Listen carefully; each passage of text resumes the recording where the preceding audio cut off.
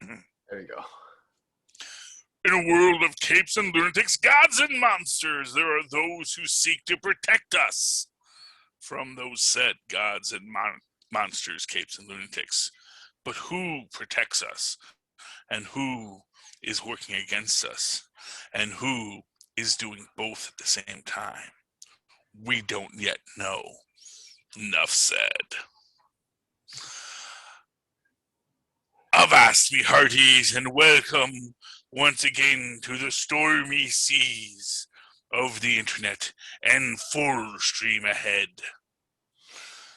I'm your host, Charlie, the Professor Esser, and with me, as always, is my skinny rich friend. It's Mozz. Disappearing behind my bookshelf right now. That's for those people who are watching us on video. Oh, man. So this episode opens with John Walker running. Oh, where you running to? Don't you know you can't get away? And you do have to ask, like, where is he running to? Where it's like an instinctual impulse to get away from the moment. Yeah, but that's all. I think he knows the moment was bad. I think he knows he effed up. And, you know, kind of in that sad way that you think about it, we kind of discussed it last episode, you know, that kind of means he kind of left Lamar where he left Lamar. That he ran, you know, he maybe tried to figure out where Kylie might have gone, but really had no leads and just sort of picked a direction and ran. And yeah, either that or like chase or asked him where Carly was or something, or like, I don't know. Yeah. Well, I mean, bad choices. That is what John Walker has made. Because again, if he had captured that guy at the end of last episode, maybe they could have gotten some information. Maybe something else could have happened. But he made the choice he made. It was the wrong choice, and the whole world is watching. And this brings us to what amounts to our big fight scene for this episode, which is kind of, for as engaging of an episode as it is, the penultimate episode, Take a Drink. There is a lot in this episode that is emotional work. Everything we have to work through to make a good story. But we do have our punches, and we have some amazing punches and kicks in this. And it was sort of really mirroring Civil War. Well, really, actually, this kind of, to me, mirrors Infinity War. How so? Oh, because very much there's that scene when Falcon and Bucky are trying to pull the shield. Oh, yes, very much so. Absolutely. And it is just like, oh, just a little more, you know. Yeah. Just the three of them standing there in that, you know, really green-colored room. Yeah. You know, it looked like Iron Man versus Captain Bucky, and it's different Cap, but Bucky. But he's on the other side now. It was just, you know, there's a bunch of little things like that were really, really cool. And again, it is Sam trying to de-escalate. And, you know, I'm going to say this right now. I think Sam makes the wrong choice here when he asks for the shield. Because what should he have done? Should he have not asked for it, or should he ask? No. Because it's a security blanket. He's like, look, man, we gotta fix this. Oh, because it's only setting him off more. You'll get the shield. Exactly. I see what you're saying. I agree. Yeah, and trying to get this shield back at this point, I think, was not as helpful. I mean, I guess in the long run it's helpful, but in this moment, yeah, for sure. You know, I think, you know, maybe he should have said, you know, let's put the shield away. Yeah. Let's reach out to the GRC. Let's get you out of here. Exactly. That would have been the move. Exactly. You know, just we're here. We got your back. Let's get you out of here. And that's what he needed. He needed someone to say they had his back. Yeah. And instead they're like, but no, again, that's Bucky. To me, that is always that Bucky, that those two people with the bad super soldier serums just wanting to fight. And Sam's the guy who's trying to negotiate this, but I really feel that Bucky and Walker are just oil and water the whole time. And I think they bring out the worst in each other. And in this moment, they need to get, they want it. They obviously want to get the shield, but they're not going to get the shield unless they take it from him. And that's what ensues. And they do, and honestly, this is a beautiful fight. We get so many great Falcon punch, Falcon kick, Falcon punch, Yeah. We see him using the wings to actually accelerate his punch, to accelerate his kick, to put him on that, super soldier level, much in the same way that, Iron Man does, when he fights these things, Or Batman. Or Batman, yes. It is this idea that, this tech-based solution actually solves, it's sort of the issue with all of this, which is like, you realize, trying to recreate the super soldier serum, it's cool and all, but we've kind of already lapped it with tech. It's a well-trained person with vibranium or even just some Stark tech really is at a super soldier level just at the start. And to be fair, when you think about it, John and Lamar were holding their own against the flag smashing super soldiers. Yep. Early on. Now, this, of course, as we know, this is John Walker. He's hopped up on serum. He is, he was not in a good mental place when he took it. Right. And that's what I'm going to say about this is like, I think that John Walker can, as much as Bucky can be redeemed post serum, I think John Walker can be redeemed. I think that there is a story where John Walker gets better. Yeah. In the same way that Jack Monroe and William Burnside arguably could get better. Right. Somebody should have known better to know how to best use him. Well, somebody shouldn't have been in such a rush is what it comes down to. Right. That's always the thing is anytime they rush into these things, we need to get a new Captain America out there. Because not for nothing, they have an Iron Patriot. They could have been trotting out Rhodey at all the events. Rhodey is still in the military. Rhodey follows orders. They could have given Rhodey the shield. I don't think anyone would have been mad to see Iron Patriot, Rhodey, with the shield, fighting for freedom. But again, that brings the race issue, which is, I guess, central to this episode. He's wearing a mask, To be fair, and that gives a parallel to the Blue Marvel, whereas when the Blue Marvel, who is a superhero in Marvel Comics, who was also a hero in the 50s, when he was just the Blue Marvel, everyone loved him. But when he had a battle and his costume got ripped and everyone saw he was black, that's when JFK said, you kind of need to not be the Blue Marvel anymore. Wow. They made JFK say that in the comics? They made JFK say that, yeah. Because that was who was president at the time. And it was just this idea of, look, it might have been LBJ. I actually haven't read that comic like word for word. I've done the research into the comic, but I haven't read the comic yet. So, which is just a great thing about just all literature in general is that you can know a lot about a book you've never read if you read all the analysis and the breakdowns of the book. But yeah, and it is the idea that, he gets revealed as being this black man who was a superhero and and a kind of a Superman pastiche who was fighting for freedom wherever there was trouble. But, once it gets out that he is black, it was kind of like, you can still do super stuff. You can still do these things, but we can't have you be the open symbol of us, So you can continue super science, you can continue superheroing when needed, but,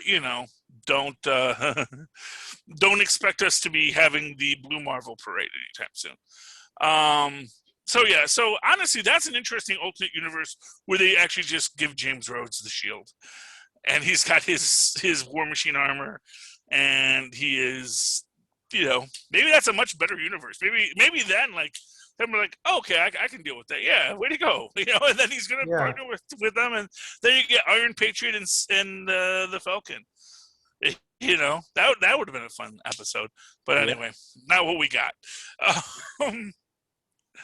Yeah, because that's the thing. I mean, when you think about it historically, I mean, obviously, Rhodey has already been the Iron Patriot in this universe, and that is something that has existed. So, why were we treading it? But anyway, as it stands, Bucky and Sam get the tar beaten out of them, but have just enough tar left that they do beat all of the tar out of John Walker.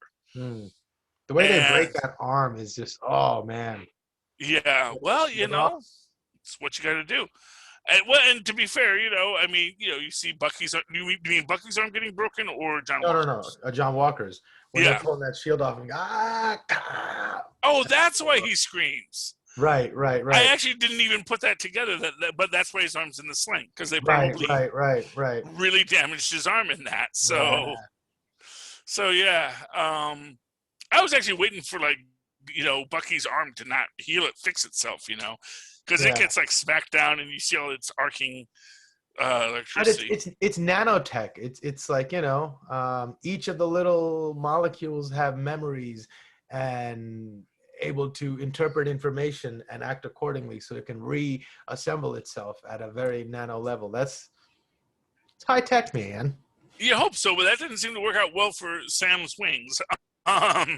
Were they vibranium though, or were they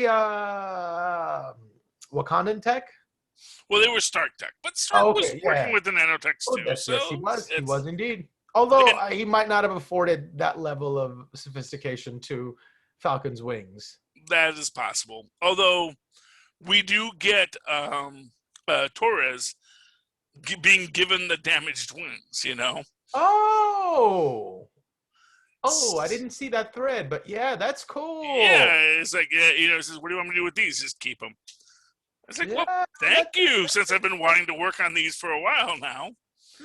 Because it is an interesting conversation they have. Because it is, it's an interesting way that people talk past each other in this story, because Torres looks at the wings. Sam asks, is there anything we can do? And doesn't talk about the wings, because it almost sounds like he's asking, Torres, is there anything we can do for the wings? But really, Torres responds, no, we can't do anything about the Flag Smashers right now, because we have to wait for the next orders, orders, the thing that, freaking John Walker just wanted everyone to follow and have a chain of command. So yeah, but that's that idea, and so yeah, now Torres has. So it would not surprise me to see Torres in the wings. That would be cool. Maybe not at the battle at the UN at the end. Although it's an interesting aspect of this, because that battle at the UN ties very closely to the first appearance of the 1950s Cap, which was a relaunch of Caps, and that's when we got the Captain America Commie Smasher Cap, which was the William Burnside's Cap, who was the guy who was so obsessed with Cap he actually had plastic surgery to make himself look like Steve Rogers. Changed his name to Steve Rogers. Wow. And, was a teacher and had a kid named Jack Monroe become his Bucky. So, yeah, it's interesting. It's a lot of Cap lore, but his first appearance is when the communist Red Skull seized a UN meeting, which the GRC is, and then Cap has to go and defeat him. So it's going to be interesting what happens in the next episode, without a doubt. But in this story, we don't get a lot of everybody else. We mostly get Sam, trying to figure out what to do with his shield. He goes to speak with Isaiah Bradley. And Isaiah Bradley is a guy who's seen some stuff. Yeah. And really is stepping on Sam for being a naive kid who thinks the world can change.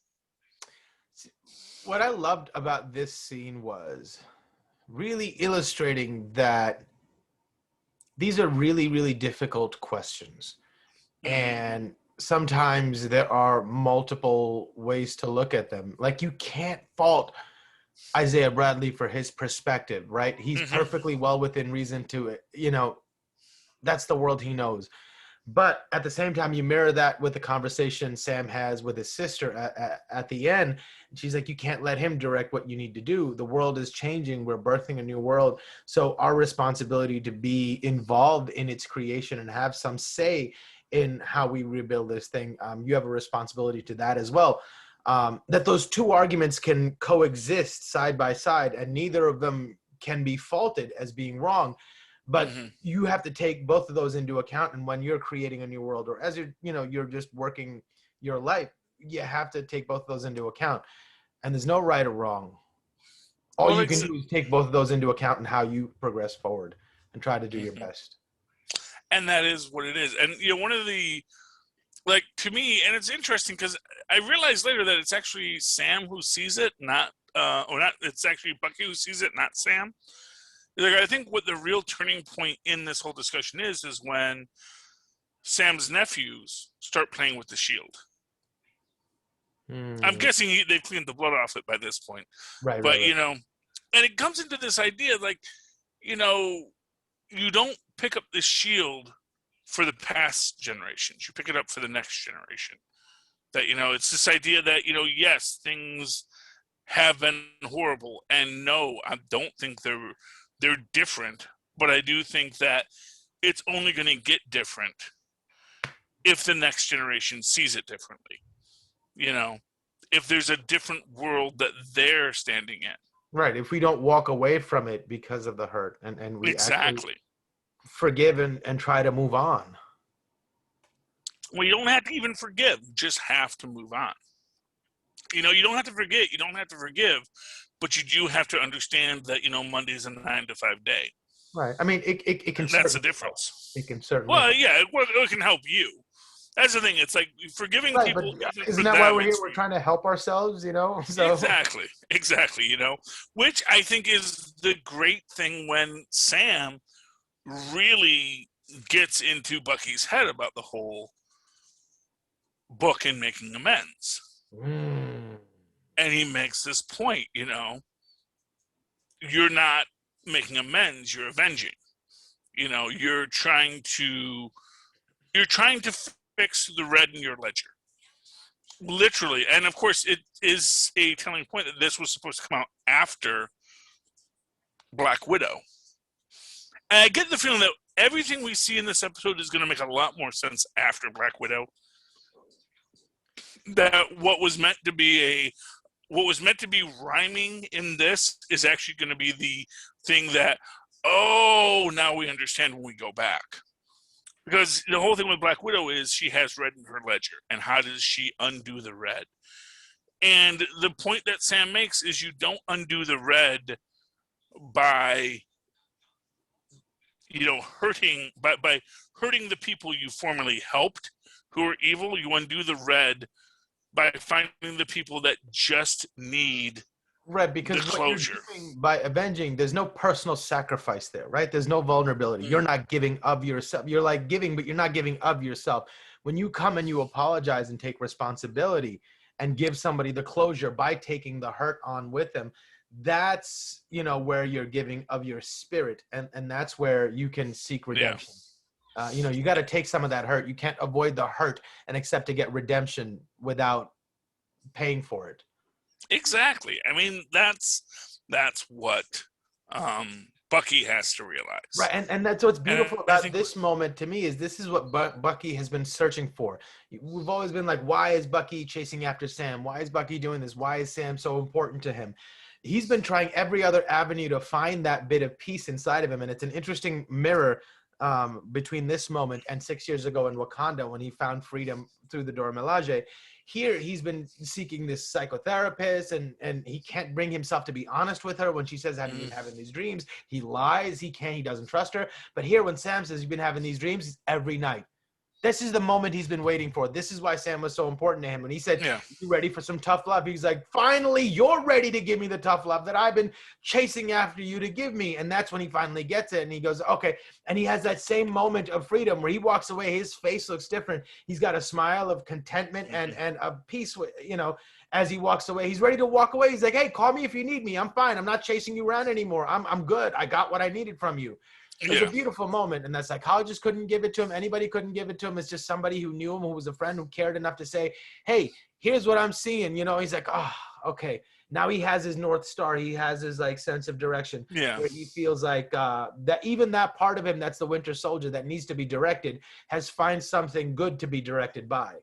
Yeah. And what it is he needed to want it.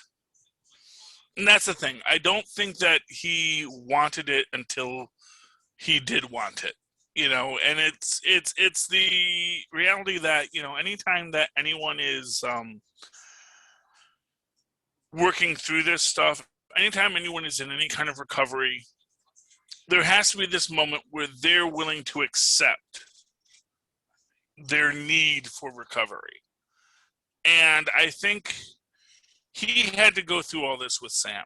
He had to build a bond with someone else again. That he could feel that there was a person he could truly trust. And, for good or ill, he was never going to have that with the psychiatrist, because the psychiatrist, quite frankly, wasn't someone he was adventuring with. And it's the fact that, unfortunately for Bucky, he can't accept your advice, which is actually really a major flaw in Bucky's personality.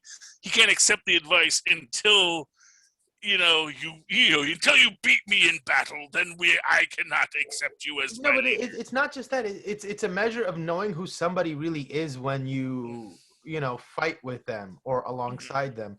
There's an interesting quote. Like there's Kron Gracie.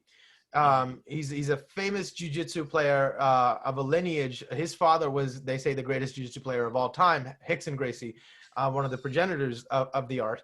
And he says something interesting. He goes, when I meet somebody, you meet them, you shake their hand, you talk to them, you feel like you get to know them, but you don't really know them. I don't consider that I know somebody until I get on the mat, until I roll with them, until I see what they do when they are in a tough situation.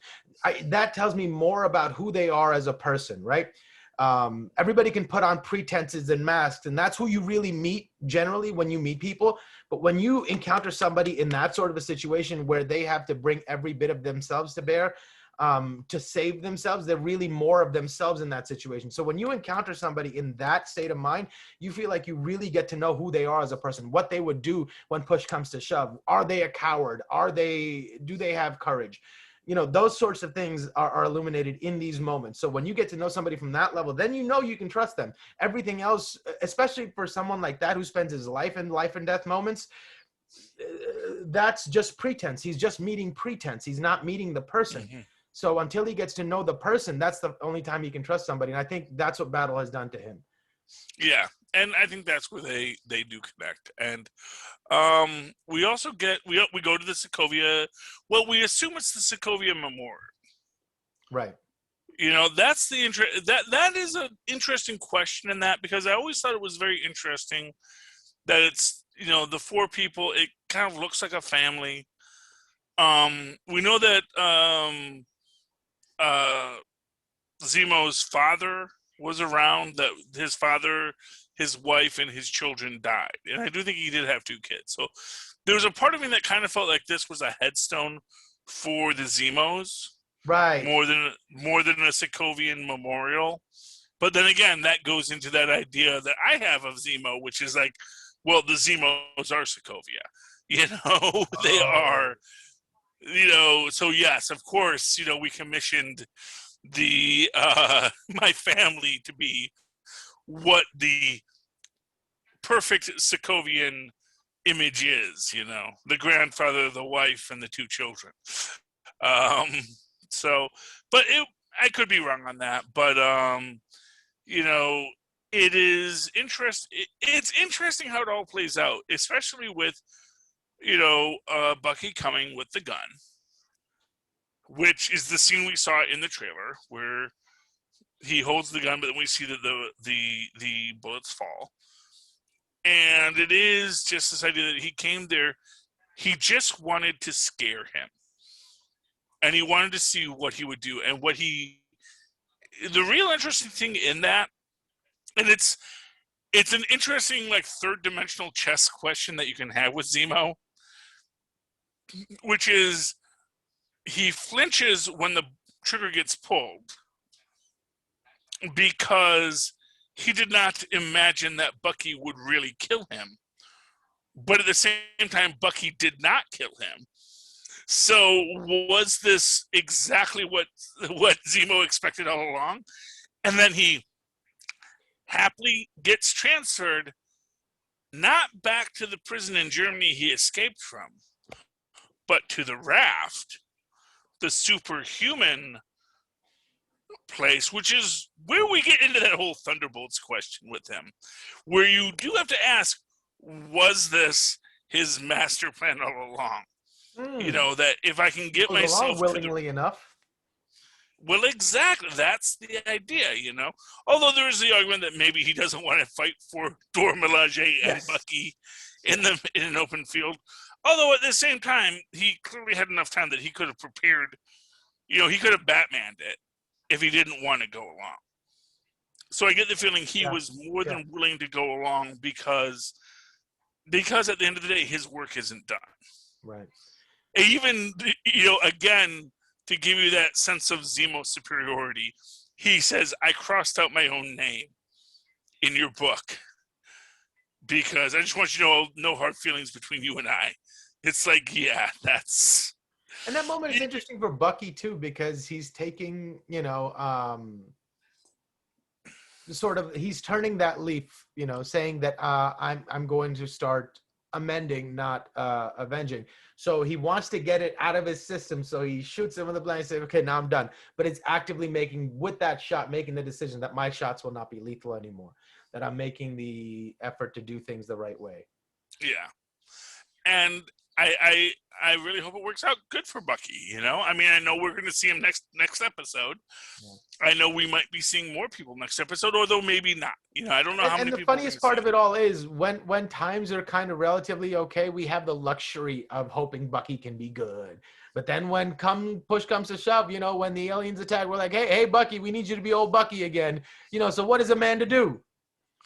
Well, I mean, to be fair, and again, Cap killed more than his fair share of aliens that day. That's the thing. It's like Cap is not, that's the thing. You want a guy who can be Cap, who can handle what needs to be done. I am a really big... the baggage that comes with it and take it like a man and not make it, like that's, if that's the responsibility you've taken to take on that baggage, take on and don't complain about it. There's a really good series called Have Gun Will Travel. It's from the 50s, and it's your typical cowboy thing, but it's basically this idea of this disillusioned West Point, genius grad who becomes a gunslinger in San Francisco in the, late 1870s, So, post-war, he's where he's at, and he's like, the whole world is a bit of a bunch of idiots chomping at each other, but the fact of the matter is there's still power in knowledge and wisdom and being a cool gunslinger. And that's, to me, is who Cap is. He's a guy who is he knows how to diffuse a situation because he knows, just because I have the gun and I'm the best at wielding the gun, I don't need to live by my gun because I have all these other weapons of the mind and of the word and of other things that I can utilize when I need to. And that, quite frankly, the gun is only as useful, and my muscles and my fighting skills are only as useful as I am on a one-on-one fight. That the more I pick a fight everywhere I go, the more enemies I'll make. And so I have to be able to understand what the real complexities of the situation are. So, yeah, big fan of Have Gun Will Travel. I'm surprised that has never yet been rebooted. It's one of these weird properties that exists out there that is really good, but no one has tried to put a new take on it. And I think there's a lot of reasons why, but I think it could be good. But Paladin, played by, I forget his last name, but his last name is Boone. But he was an actor named Boone, and he's a very stereotypical cowboy actor, and he is that 1870s Captain America. That's who that you would want that to be, and that's what that's who Bucky is, or at least who Bucky could be.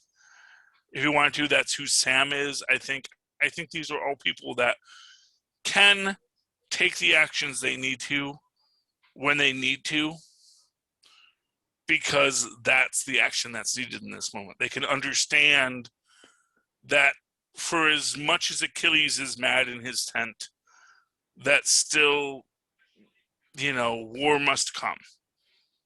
And then the war came. And then, we had to right wrongs from our perspective. And, history judges if we were really right or wrong in that moment.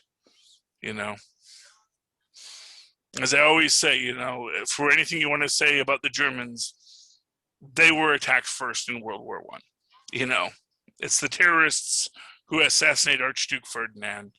And yes, there is ancestral hatreds that fed into World War I, but it's really the Allies who are on the side of the terrorists who started the war, not the Germans actively. Although I guess there's an argument to be made by proportionary response. Yeah, well, as with anything, it's, but you kill a head of state. That's usually considered kind of poor form. Sure. I'm sure if the Soviets had ever killed JFK, that LBJ would have launched some missiles. So, yeah. And maybe that would have been the wrong choice. Yeah. Man, wow. Well, but what an Archduke is not a president, like what is? Well, he was the head of the Ottoman Empire, I believe, wasn't he? I mean, I think he was like a part of like a small place, nothing.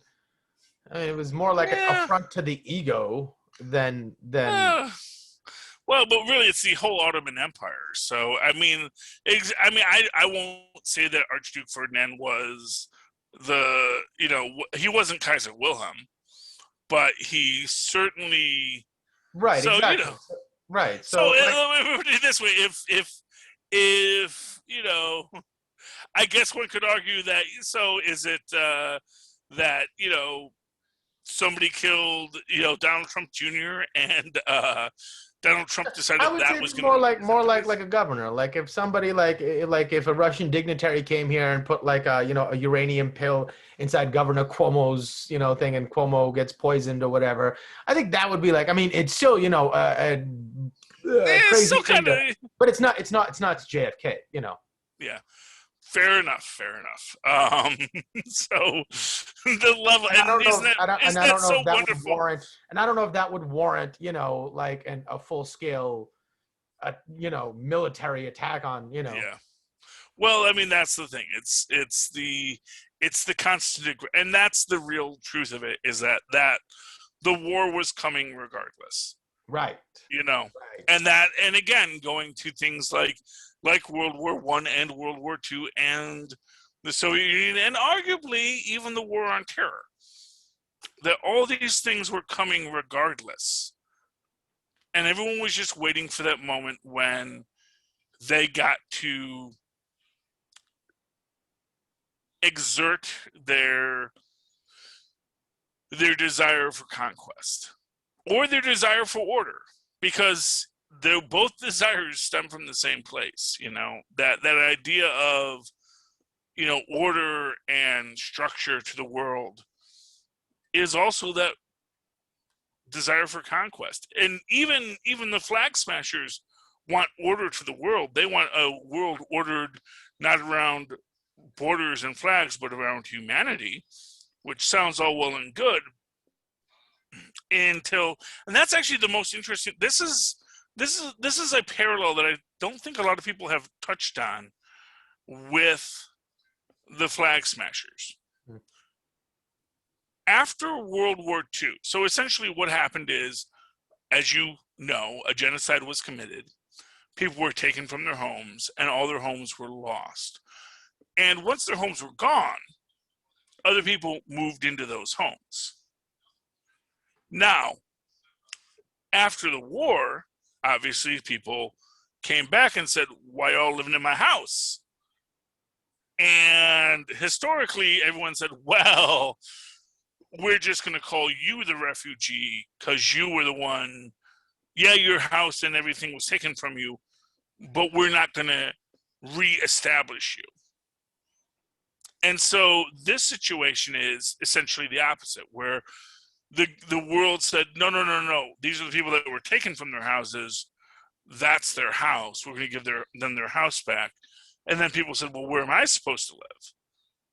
And that is what gets us to our GRC and the relocation camps and where we're going to put everyone, because the house was empty when they moved in. They didn't remove anyone from that house.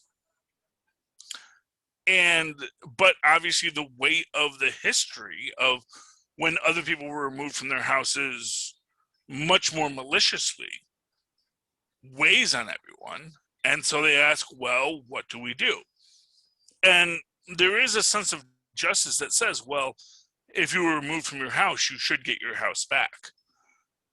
And that is the problem the GRC is dealing with. That is the problem that the flag smashers don't want to accept, because you can see clearly how easily it would be to flip the script. And it's all the de-blipped who are going to refugee camps. Right. It's all the de-blipped who are now in that place because, well, no, someone has been living there for 5 years. Right. But at the same time, it's a different question, morally speaking, altogether, because in that situation, you ever seen that movie Up in the Air with George Clooney? George Clooney. Beautiful movie. And how this giant corporation is letting people off, and they're having these exit interviews, and they're hiring these really psychologically adept people to speak to these people, to help them frame this experience in a positive way where they can, do the best good to the people leaving and leave them in the best position to be able to rebuild and do something. So I think something like that would have been helpful in situations like this.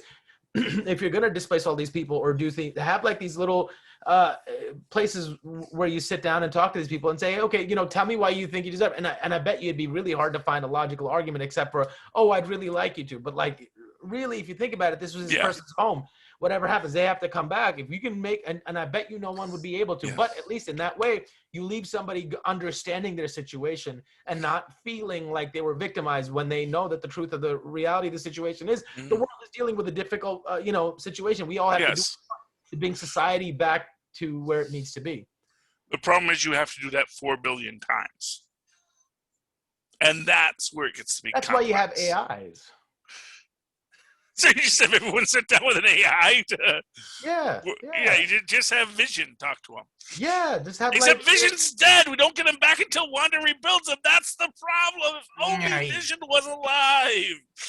It's like in alternate realities where the Vision AI was restored, and if only Shuri had gotten the stone out without damaging Vision.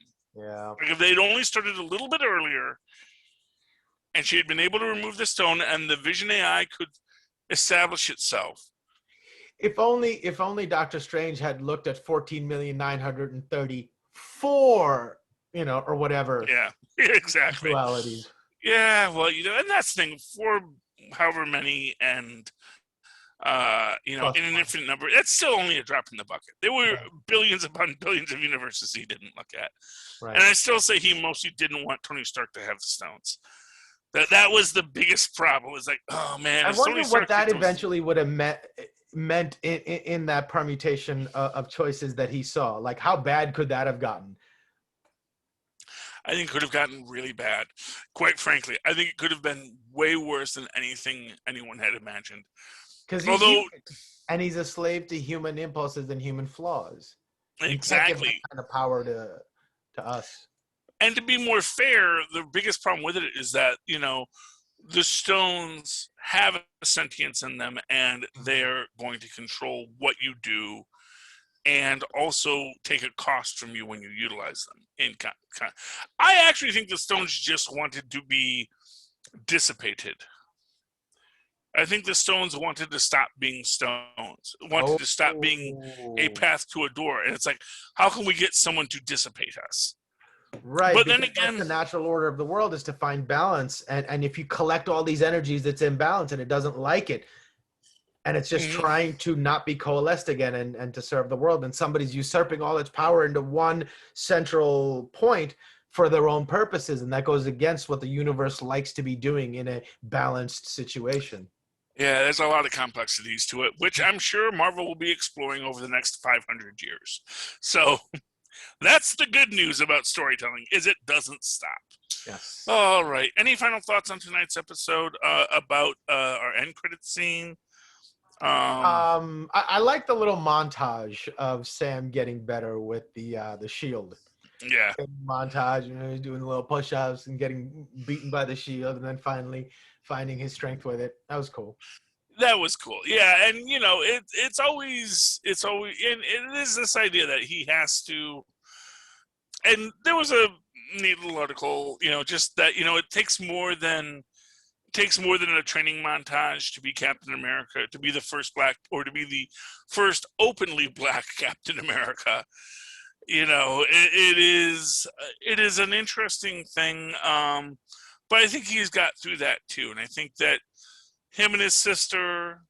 Honestly, I'm kind of shipping Sarah and Bucky right now. Mm-hmm. Although, I know that it's all forbidden fruit for everybody in that situation. But I'm like, yeah, but but what if they did? But as it is, I love that training montage, because if nothing else, it's just, who doesn't love an 80s training montage? Right. With a little kid running past him, mirroring, him and Cap going to your left, on your left, And the little kid is where he's doing his little laps around their house or their town or whatever. It was very sweet and very it's good. When Sam calls in the favor, and everybody in the community comes to help. That was kind of nice to see too. Yeah, I love the actual idea there, where when they have the leak in the steam pipe, and Bucky says, no, you have to lift it from up here, and he's using his human arm, which for what it's worth is still a super soldier arm. Right. But he's like, why don't you just use the robot arm? It's like, you know what? I often forget I have it because I'm right-handed.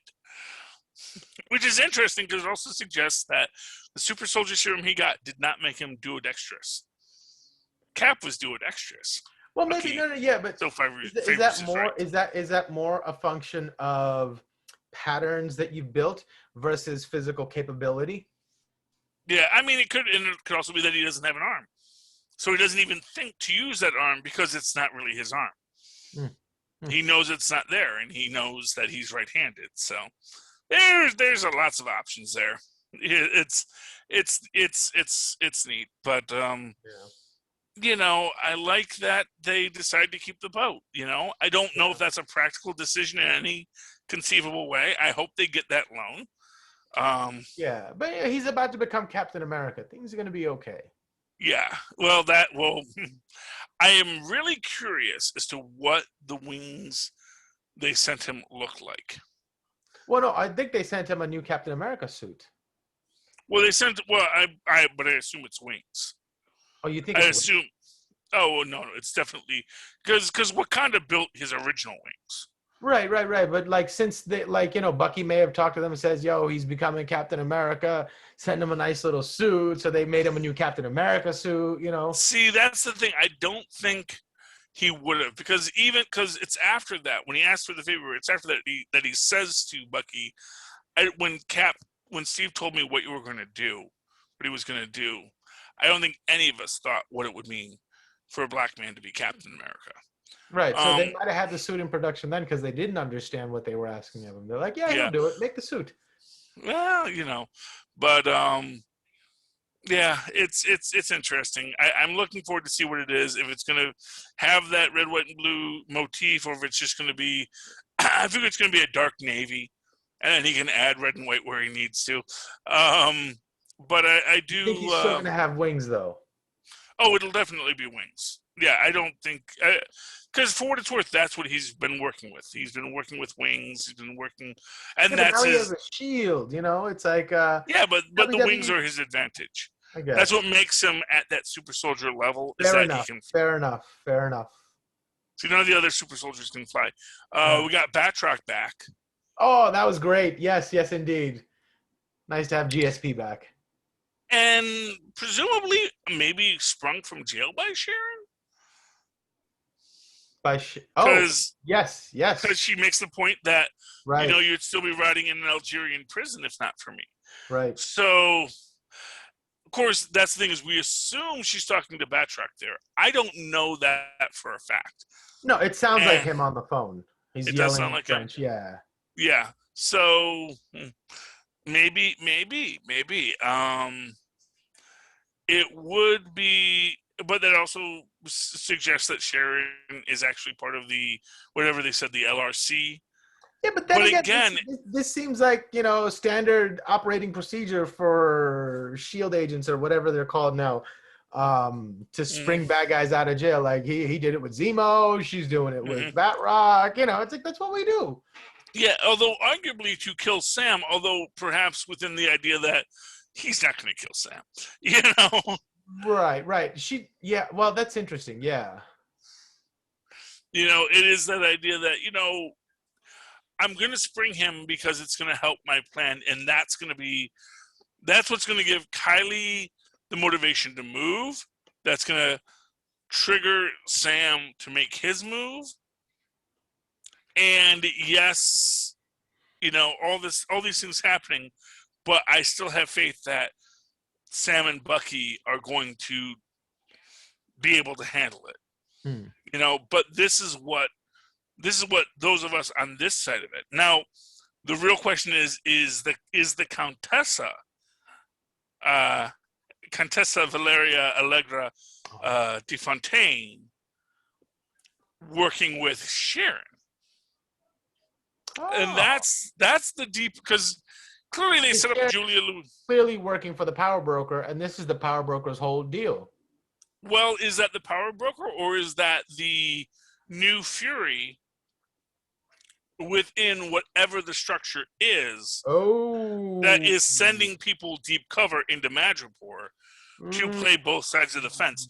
That they need a believable deep, and it's like anytime you go, anyone goes deep cover, it's like, yeah, you've got to make yourself be seen to that. Like, he seems perfect for Madripoor. Like, if you need a super soldier representing our interests in Madripoor, the way, like, the dialect that's spoken in Madripoor, as a metaphor, like, he speaks that dialect really well.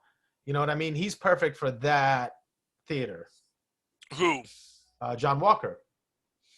Oh yeah, no, actually, I think it'd be perfect. And for what it's worth, yeah, that's where they're sending him. So that's a good. See, that's good management.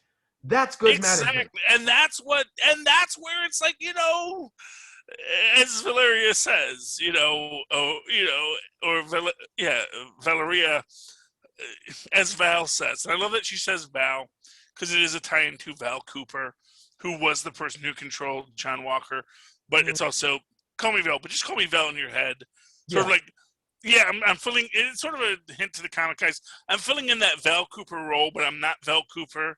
So you can think of me in the way you thought of Val Cooper in this story, but I'm also not that. And I think the coolest thing about her was her business card had nothing on it. Such a Oh, cool yeah. move because she takes the time to like search for it, pull it out, hand it to her. Nothing. Oh, mwah. What a beautiful, well, like. exactly. It's Oh man. it's brilliant. Although one wonders if, like, when it's ready, it's going to have something show up. Right. But just like, it's so dismissive. It's like, you don't matter at all. But I'm so like, I'm going to take my time to tell you how much you don't matter. Here's a piece of candy. Here's some Turkish delight. Go away. Oh my God. It's so great. Yeah. It's so beautiful. Mwah. What a little bit of character that they show us who she is in that moment. Oh, it's great. So good. Yeah, and I really, and you know, unlike the Paul Bettany that everyone got mad about, and for what it's worth, I think we all got burned with Bentley. But you know, Bentley, I don't blame him. I think we were all like, okay, we're gonna manage our expectations. Yeah, exactly. And to me, this lived up to the expectations. I thought it was great. Just as a troll job itself, I thought it was hilarious. That to me made up for it. It was great. Yeah, and I agree with what they said, which is that this is a character that you would love to see dealing with characters way outside their weight class. That this is a very Amanda Waller kind of character. This is the kind of person that is not going to back down when you say, well, you know, I'm the God of Thunder. It's like, that's fine. Let me tell you what you're going to do for us because it's in your best interest. Right. See, I'm a fan of hers. See, that's people that should be in charge. People like her. It might be painting her as a bad guy, but whatever you give her as a directive, that's someone that's going to get the job done. And she understands people and what motivates people and how to get people to do what they want and where they're best and to put them there and use them where they're best. I love this character. Yeah. So, I mean, as an episode, this was fantastic. I think it hits every note you want it to hit. It gives you time to ponder everything. It is the penultimate episode. Take a drink. And it gives you what you need when you leave the episode. Where, like, I am very excited about next week's episode. Indeed. It's going to be beautiful, I imagine. And, you know, I'm looking forward to see what John and his homemade shield do. Post-credit scene. Yeah.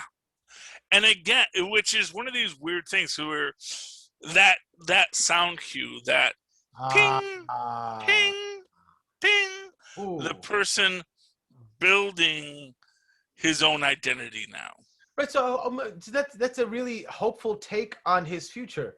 The fact that they're bringing that thing sound, that usually means, you know, somebody's finding their way out of the darkness they didn't know they were involved in, or something to that effect. And he's building, like you said, a new version of himself. So maybe that points to a hopeful trajectory for him. Oh yeah, I here's what I'm going to tell you. John Walker is actually a very beloved character.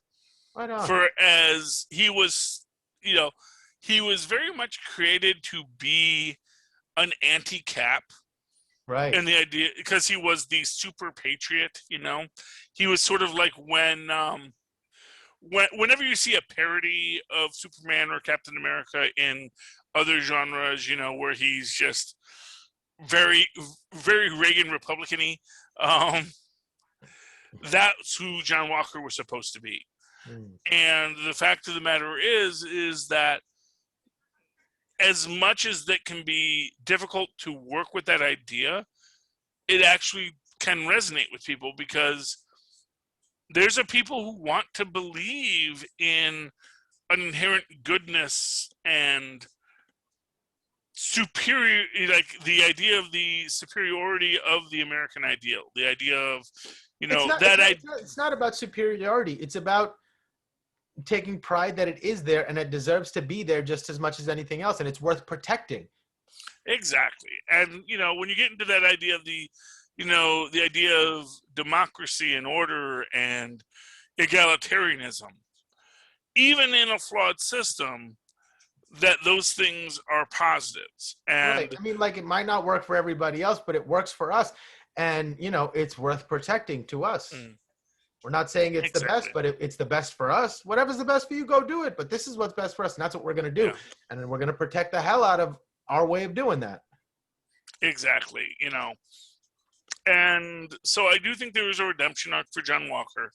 I do think Wyatt Russell is going to get his chance to be who he needs to be. Right. I'm really sad we lost Battlestar. I'm really sad. Yeah. Although one could argue, we know the Deathlock program exists in the Marvel universe, so we may see They had Lamar so Hobbs many has options come to back. save him. Yeah, well, They might still well save him. Although I will say, Exactly. I'm glad to see him building a new suit, because man, oh man, did they go to the ends of the earth to make that suit fit like, you know, you ever see like those pictures of like two kids in a giant overcoat trying to get into the movie for one, like wearing an adult suit? That shot where they pan him up at the end after he kills the guy with the shield in the last episode, where he's just standing there like, and it just looks like the suit is like hanging off of him in really unflattering ways, like it doesn't belong to him. And so now that he's building a new suit, so sort of not make him look so goofy, you know, like I'm looking forward to that. The point is, Mozz, the suit was never supposed to fit. Right. And they really went far with that. It's like, I get it. Look, man.